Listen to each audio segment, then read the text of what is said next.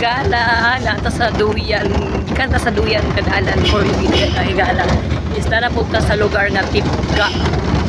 So kani siya nga lugar mga area mga higala is wala pa ni siya na trabaho pero minting lang ni siya o bultos. So mo ni siya ang portion na mo mga higala nga medyo lisod-lisod pa siya o katong duyan. Pag makalampas na ka nga lugar mga higala is sayon-sayon na. Sayon-sayon na sa mga anad. Pero wala pa na anad. Lisod yun siya. So mga higala, tanawa nga mo ang dalan mga higala. Pakita na ko sa inyo mga higala nga unsa kalami diri sa mong bukid. Lami among dalan. Lami ang inyong mga higala diri ug mas lamig yung mga higala ug daghang tagulawan diri ang lugar.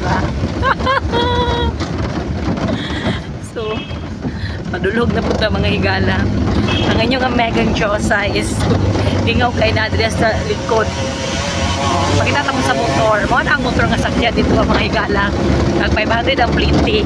So tuloang mo sakay 1.5 tanan.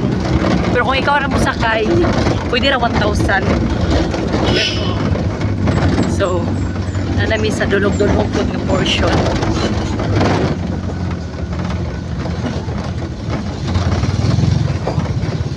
So, ani ang amuang lugar mga higala.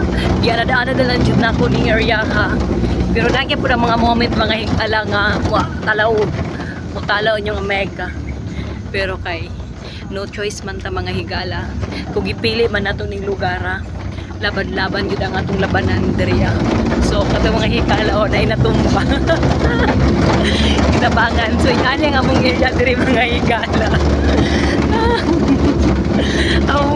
Ano yung area diri mga higala kung na yung mga tumba tabangan. Tinabangay ang amuha diri mo ni kitawag ko ang mga taga-bukid magtinabangay jud na sila. Karon mga higala kani siya nga portion kay pababa man ta is puro ni siya padulog. Mas mahadlok kung musubida mga higala kaysa mo baba.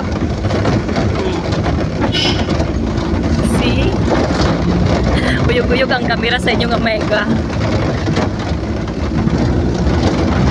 So, doon lang ta sa lugar nila Lariwan. Nanatayuta nila Lariwan mga higala.